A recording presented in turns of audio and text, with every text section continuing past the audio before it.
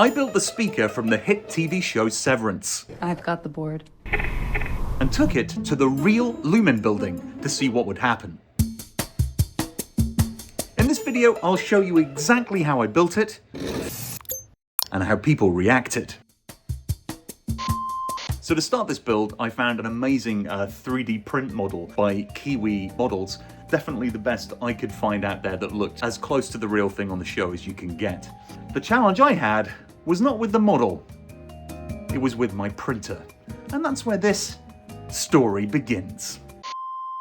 After making several attempts to print this 3D model, of course, I needed thicker walls. And then this was my second attempt.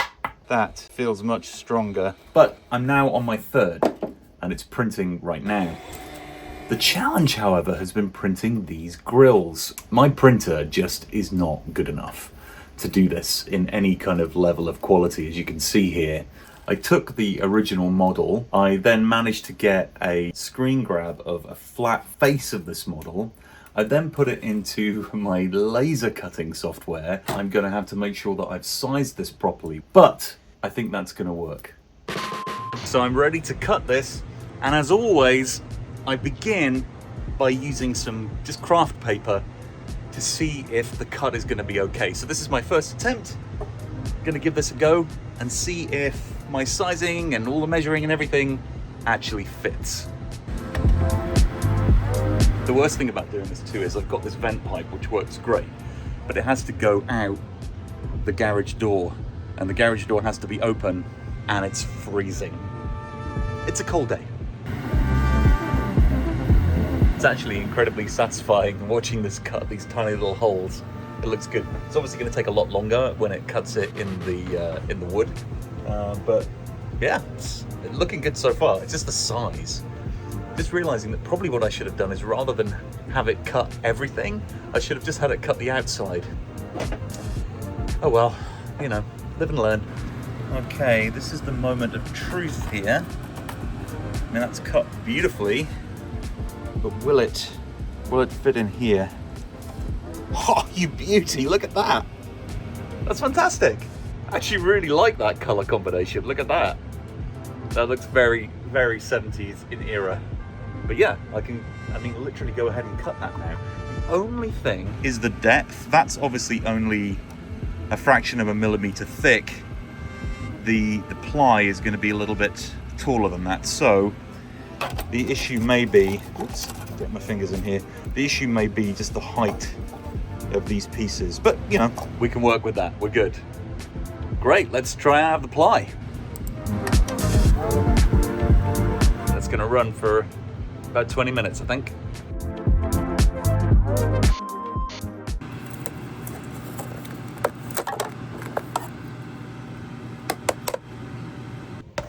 Okay, so this fits perfectly. I am really pleased with that.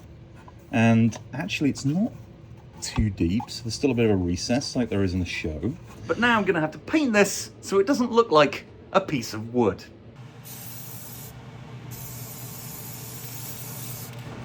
So now I've got some primer on here. I'm going to hit this with some truck bed liner because what I'm trying to do is get a bit of a texture on this to take it away from looking like wood. Just a couple of light sprays from both sides to give it a good covering. And you can still see there's a little bit of striations of the wood still showing through. So I'm going to let that dry and then I'm going to hit it again. I've closed up my spray booth and added the hairdryer on top here to warm it up and help it dry, because bed liner does take a long time to dry, and I put 2 coats on there. So let's see what it's looking like. Let's have a look.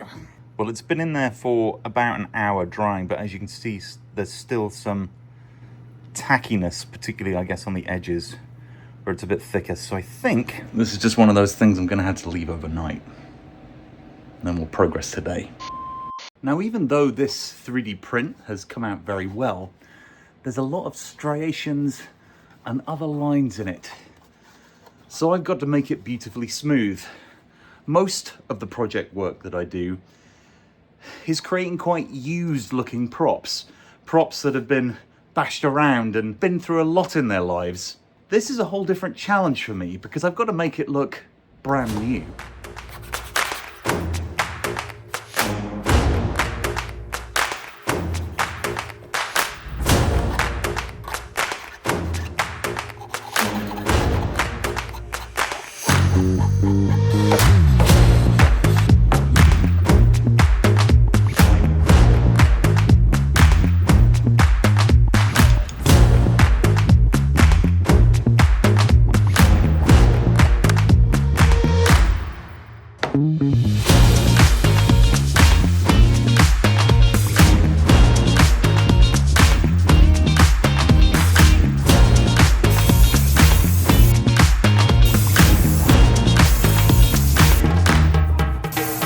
So after filling the layer lines best as I could and hitting this with a primer with multiple coats, it's ready for sanding again.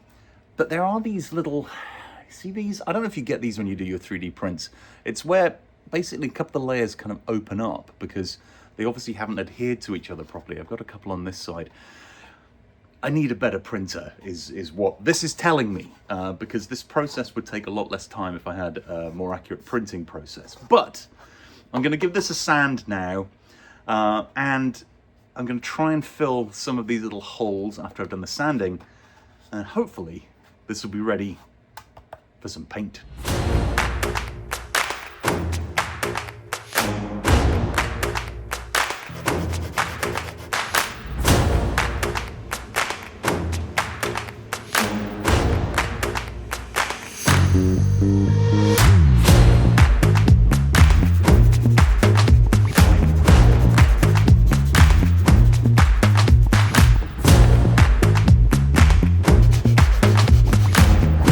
So, I think we're close to being ready to hitting this with the final paint.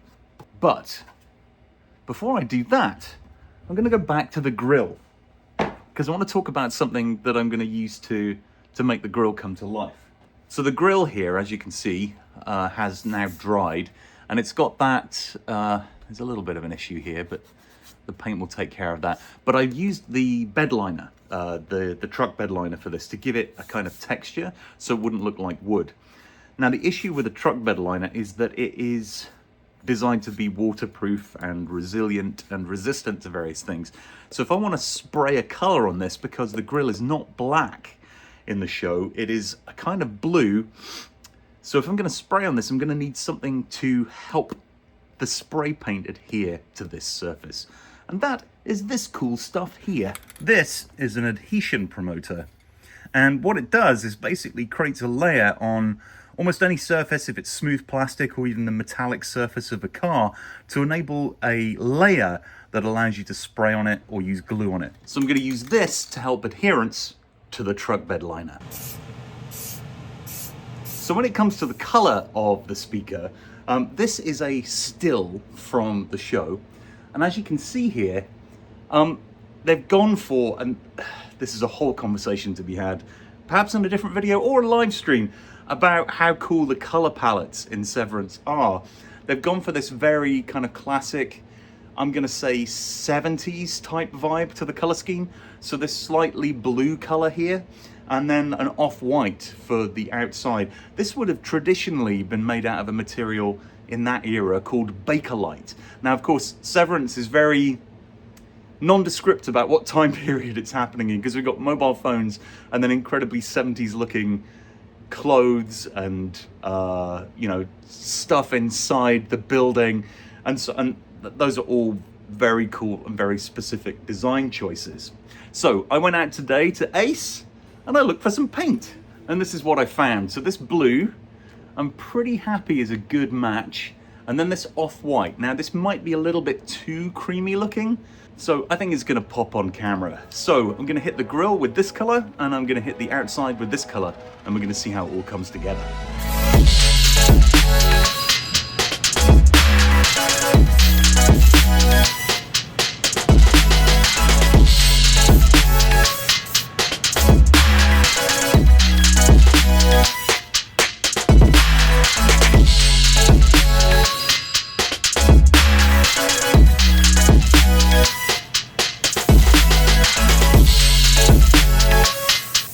couple of coats, and I've had to do a little bit of sanding and a little bit of filling after this final white coat started to go on, because when you put the white coat on, you can see all the little mistakes and problems. But I want to put some electronics in here, so I thought before I do the final spray coat, I should probably do the electronics, or at least start playing and fitting them, so that I don't mess up the paint job.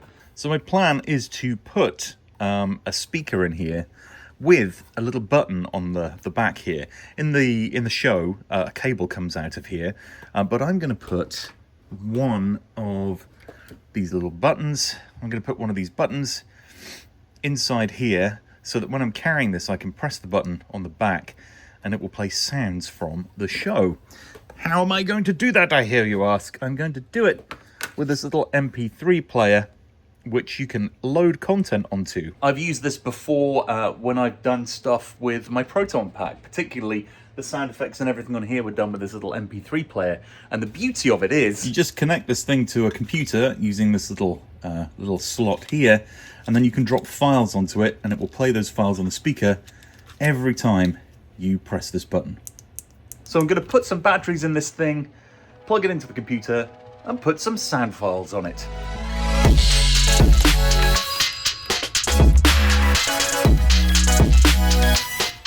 So when you plug this into the computer, the first thing that happens is it plays a sound, and then you get access to a folder where you can just put a bunch of MP3s. So I'm going to go online, I'm going to find some great quotes that the speaker makes, probably from Mark S, and put them in that folder.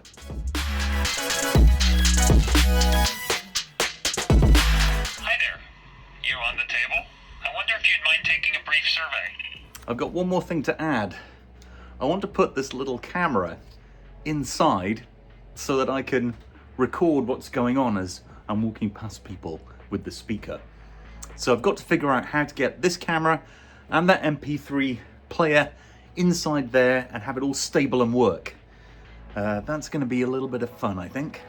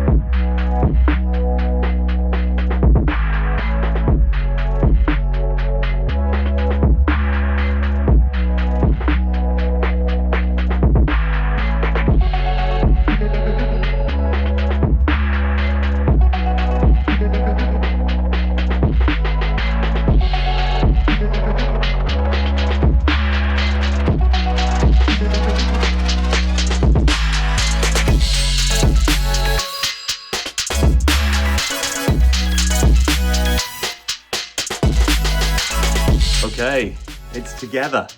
Hi there. You on the table? I wonder if you'd mind taking a brief survey. Yeah, there you go. And the camera's in there. You see, it's a bit rough in there.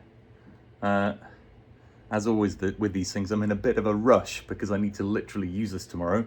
But the camera is there, and that camera connects to my phone. And then the speaker is in the front. The only thing I do need to do is these little raised points here. That originally in the 3D design were to receive little pegs from this. I'm going to just shave these down a tiny bit.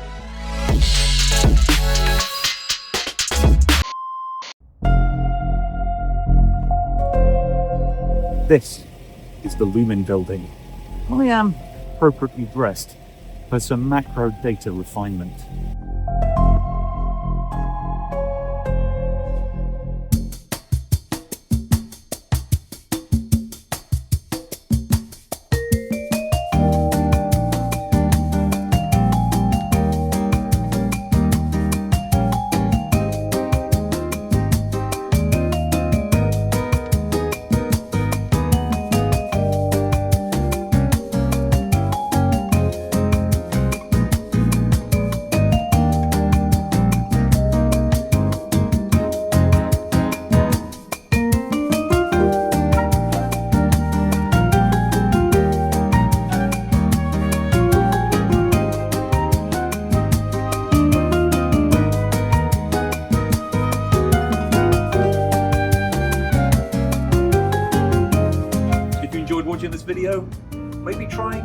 one of these videos? Yes, this one or this one. This one. Or this one.